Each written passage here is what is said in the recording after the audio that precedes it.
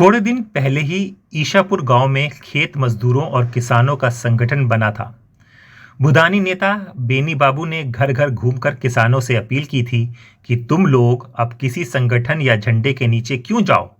मैंने जमींदार से पूरा गांव भूदान में ले लिया है, इसलिए अब बेदखली का सवाल ही नहीं उठता।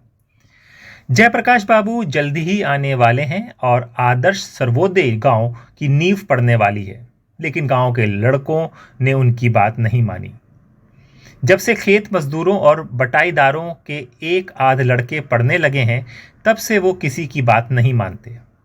इसलिए आदर्श सर्वोदय गांव का उद्घाटन समारोह टलता गया था और उस दिन उनके कलेजे को गहरी चोट लगी थी, जिस दिन बगलू बटाईदार के लड़के विशु ने कह दिया था, बेनी बाबू, आपको कोई दूसरा गांव नहीं मिलता जो आप जमींदार साहब से ले लें। हम गरीबों के पीछे हाथ धोकर क्यों पड़े हैं? आपको चुनाव लड़ना नहीं है, तब आप क्यों इस झमेले में पड़ रहे हैं? शिवजी बाबू खेत आपको दान दे देंगे, बोएंगे किसान और फसलें होने पर शिवजी बाबू के गुंडे बंदूक लेकर आएंगे और फसल काट कर ले जाएंगे। ठीक उसी समय आपका अविर्भाव होगा और फसल के दूसरे छोर पर लाठी, तीर, भाला, गंडासा लिए खड़े किसान के सामने आप छाती खोलकर पड़ जाएंगे कि पहले मुझको मारो, मैं जिंदा रहते हिंसा नहीं होने दूंगा। आप बौखलाती भीड़ को अहिंसा पर चौपाई सुनाएंगे और इस क्षण भंगुर संसार के माया जाल में ना फंसने तथा अहिंसा के द्वारा ही आसुरी शक्तियों को पराजित करने की राम धुन गाएंगे। तब तक जमींदार के गुंडे हवाई फायर करते हुए फसल लेकर चले जाएंगे।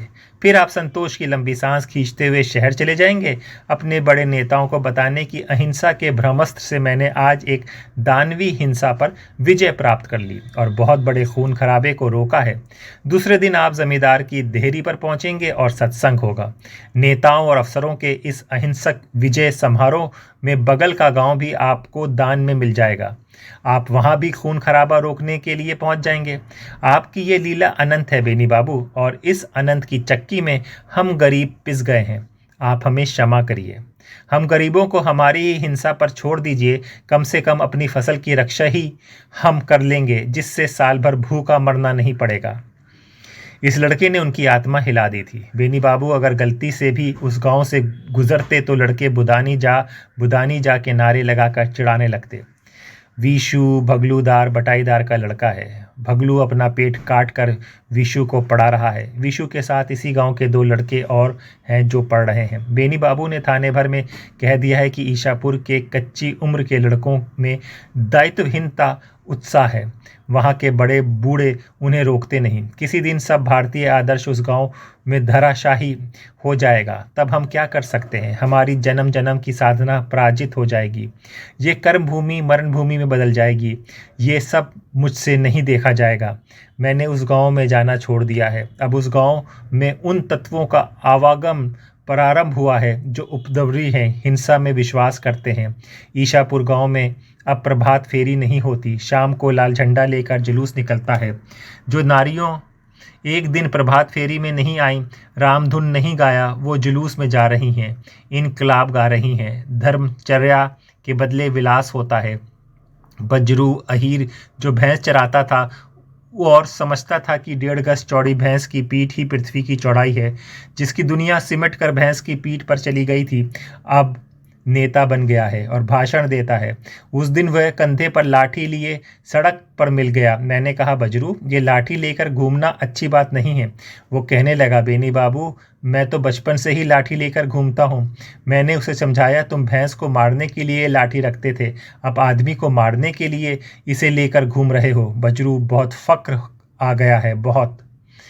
अगर इतनी समझदारी आ गई है तो तुम भैंस की पीठ पर से ज़मीन पर उतर आए हो तो कुछ और सोचो। लेकिन वो नहीं माना। कहने लगा, जितना सोचूंगा लाठी उतनी ही मोटी होती जाएगी बेनी बाबू। जब मैंने भैंसों की संगत छोड़कर आदमियों की संगत पकड़ ली है। बेनी बाबू आगे बढ़ना ही चाहते थे कि सड़क में चुहमुआने में विशु ने उन्हें पुकारा। वो ठहर गए। यद्यपि वो जानते थे कि यही लड़का खुराफात की जड़ है। लाल झंडा के नेताओं को बुला लाता है और कहता है, खेत मजदूरों का नेता खेत मजदूर ही होगा। कोई भूदानी या ज्ञानदानी नहीं, इसलिए उसने बजरू चरवाहे को नेता बना दिया और गवाला कुल में हलचला मचा दी। सब चमार दुसाद डोम हलहोर जुलाहा दुनिया कोयरई कुहार अहीर बिलार एक हो गए। कहते हैं बजरू की हमारा नेता है। इस बजरू की डुगडुगी कोसी की पंकिल घाटियों में बजने लगी हैं। हालात इतने नाजुक हैं कि ऊंची जातियों के कुछ सिरफिरे लोग भी इनका साथ दे रहे हैं। उस दिन ढोल बज्जा में इन्होंने 5,000 दंग धड़ंगों का प्रदर्शन किया। नवगछिया में तो 20,000 का अस्त्र प्रदर्शन। बेनी बाबू ने सोचा कि इस लड़के को अहिंसा के लिए राजी कर लिया जाए तो शायद खौलती हुई भीड़ को रोका जा सकता है, क्योंकि उन्हीं के बीच का पढ़ा लिखा ये बच्चा उनका सबसे अधिक विश्वास पात्र है। इसलिए बीशू के हाथों एक बार अपमानित होने पर भी उसके पुकारने पर वो रुक गए। बीशू के करीब आने पर मुस्कुराए और कहा, तुम लोग इस बजरू को एमएलए बनाकर ही छोड़ोगे। जिस तरह की ज़मीन तैयार कर ली है उससे हुआ ही समझो। विशु के बोलने से पहले ही बजरू बिगड़ गया। कहा, पंडित जी, हम लोग इस एमएलएपन पर थूकते हैं। लेकिन विशु ने आगे बढ़कर बात संभाल ली। पंडित जी, ज़रूरत पड़ी तो वो भी बना लेंगे, मगर हमारा उद्देश्य एमएलए बनाना नहीं है। बेनी बाबू ने बात रोक ली। सोचा लड़का समझदार हो रहा है। कहा तुम सचमुच इन सत्ता लोभियों और सत्ता भोगियों की कतार में शामिल नहीं होना चाहते?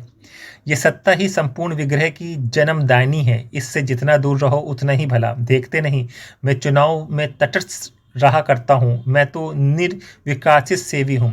अब बात बीशू के लिए असहा होती जा रही थी। उसने कहा, पंडित जी, मगर हम इतना निर्विकार नहीं बन पाएंगे। हम ये समझ गए हैं कि इस सत्ता ने हमारा सब कुछ छीन लिया है, इसलिए सत्ता भोगियों के हाथ से इस सत्ता को छीन लो। बेनी बाबू सकपका गए। ये तो हिंसा का पथ है और हिंसा के लिए दानवी युद्ध का हुंकार। तुम लोगों को पुनर्विचार करना चाहिए। आसुरी शक्तियां दैत्य के सामने ही पराजित होती हैं। अंधता, कर्म और आचरण देवता तुल्य ही होना चाहिए। स्थिति में द्रवित मैं भी हूं, लेकिन विशु ने संजीदगी से कहा, यही बात जरा जमींदार साहब, बीडीओ साहब और दरोगा जी को भी समझाइए। बेनी बाबू ने कहा, यही तो वे आसुरी शक्तियां हैं जिनके विरुद्ध हम आध्यात्मिक स्तर पर संघर्ष करना है। भौतिकता से संघर्ष में हमारे अस्त्र आध्यात्मिक ही होंगे, क्योंकि सत्य हमारे साथ है और सत्य ही प्राप्ति का संघर्ष यदि कुरूप हुआ तो सत्य भी कुरूप हो जाएगा। इसलिए हमें सावधान होकर ही सत्य के पथ पर लड़ना है। हृदय परिवर्तन की प्रक्रिया बड़ी पीड़ादायिनी है और दीर्घ होती है। साधना में उतावलापन कैसा। बजरू तब तक बुरी तरह खींच गया था। बुदानी जी, ये सतफत अपनी झोली में रखिए। हमको भरोसा अब अपनी लाठी पर है। जाकर उस जमींदार के बच्चे से कह दीजिए, हम उसकी एक नहीं चलने देंगे। हमने 200 बीघे जोत लिए हैं, धान भी काटेंगे। आपको आप हिंसा पड़ाइए। वो हमारा धन लूटने आएंगे तो कोसी बहेगी खून की। हम किसी को मारने नहीं जा रहे, लेकिन हमें कोई मारने आएगा तो हम उसे छोड़ेंगे नहीं। इन बातों से बेनी बाबू को पसीना आ गया। सोचने लगे कि हमारी साधना भूमि छूटी जा रही है। अगर यही हाल रहा तो आश्रम वन भूमि होगी। जब मनुष्य से वितृष्णा हो जाती है तो आदमी खूंखार जंतुओं के सहवास जंगलवास चला जाता है। लेकिन बीशु के सामने खड़ा देखकर उन्होंने वनवास की कल्पना त्याग दी और बजरू भी अपनी लाठी पटकता वहां से चला गया। बेनी बाबू ने समझा कि जो हिंसा वातावरण पर चढ़ आई थी अब उतर गई है। विशु से पूछा, अच्छा, वो जहर वहर की क्या बात है? विशु बताने लगा, हमने तो एतराज़ किया, मगर गांव में बूढ़े उछल पड़े। उन्होंने समझा कि बहुत दिनों के बाद गांव में मिठास की हवा बही है। 3 दिनों तक हमारे प्रबल विरोध के बावजूद बूढ़ों ने दावत स्वीकार कर ली। हंडे चढ़ते गए, भोग बनने लगा, लेकिन ये खबर भी फैल गई कि विशु नहीं खाएगा। भोज के एक दिन पहले रात को जब जरूर काका के दरवाजे से अपने घर जा रहा था तो रास्ते में एक सफ़ेद छाया ने मुझे रोक लिया। अंधेरे में मेरा चेहरा तो नहीं पहचान सका, मगर आवाज़ पहचान ली। उसने मुझे रोक कर कहा, विशु, सुना है तुम नहीं खाओगे? ये बहुत बुरा होगा। व्यवहार में होगा ये कि मौका पर आधा गांव नहीं खाएगा। शायद मैं खा भी लेता और मर भी गया होता, लेकिन आप तो जानते हैं, भोज चाहे जमींदार का ही हो, कारिंदे तो हमारे ही लोग होते हैं। ऐन मौके पर यह खबर फैल गई कि मुझे जो शरबत दिया जाएगा उसमें जहर होगा। फिर क्या था, पूरी बात ही रह गई। कोई भी खाने नहीं गया। गांव की औरतें सिर पीटने लगी। उस दिन हमारी माँ ने हमें आंचल में छिपा लिया था, ये कहकर कि सांप ने डस लेना चाहता था। क्या सच है? मुझे उससे कुछ लेना देना नहीं। मैं तो सिर्फ इतना जानता हूँ कि एक विशद दानवीय षड्यंत्र हमारे खिलाफ चल रहा है। ये जहर उसी की एक बूंद है। लेकिन पंडित जी, आपकी हिंसा अहिंसा की कसौटी पर ये जहर किस ओर जाता है? उसने बिना खून खराबे के मुझे खत्म करना चाहा था।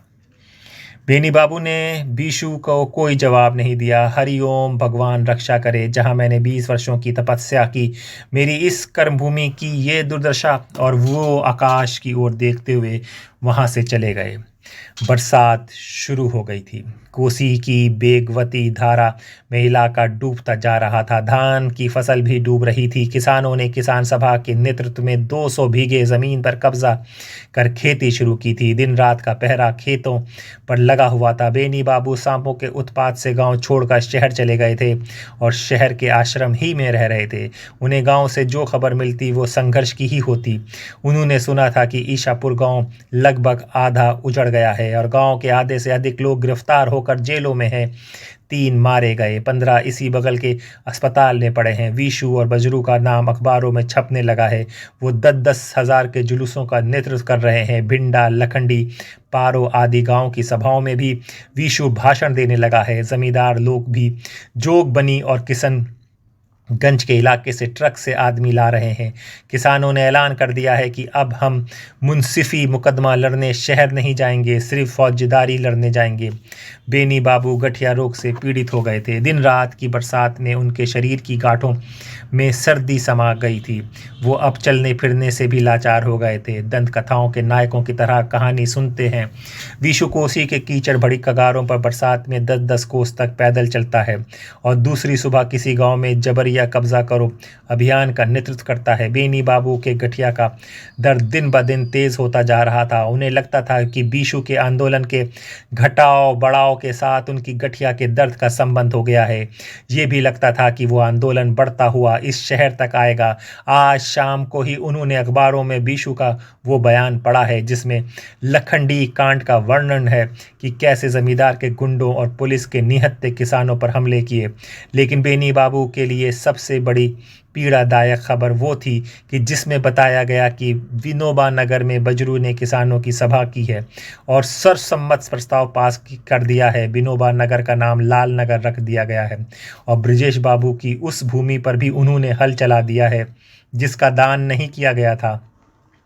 वो पीड़ा तब और बढ़ जाती है जब उन्हें याद आता है कि ब्रजेश बाबू उनके असहयोग आंदोलन के सहयोगी थे। युद्ध मोर्चे से आने वाली खबरों की तरह ही चौंका देने वाली खबरें कोसी की हरी वादियों से रोज रोज आ रही थीं। बेनी बाबू एक स्थल पर आकर निराश हो जाते हैं कि वो फिर कोसी की गोद में लौट नहीं पाएंगे। उनके गठिए का दर्द इतना बढ़ जाता है कि उन्हें अस्पताल में भर्ती होना पड़ता है। वहां जाकर वो देखते हैं कि कई परिचित चेहरे घायल अवस्था में पड़े हैं। वो उनसे कहते हैं, मैं चल फिर सकता तो तुम लोगों की सेवा करता, पर लाचार हूँ। मेरे हटते ही कोसी का पवित्र जल लाल हो गया है, वहाँ खून की धारा बह रही है। हे राम, ये सब क्या हो रहा है? रात गहराती है। बेनी बाबू दर्द से कराते हैं। उनके बगल का किसान भी दर्द से कराता है। बेनी बाबू उससे कहते हैं, गठिया में बड़ा दर्द है भाई, लगता है मैं अब फिर उठकर खड़ा नहीं हो पाऊंगा। बेनी बाबू के बगल का किसान बीच बीच में खड़ा उठता है। वो उसे सांत्वना देते हैं। किसान कहता है, पंडित जी, इन दोनों दो में बहुत फ़र्क है। मुझे मालूम है आपको कोई चोट नहीं लगी है।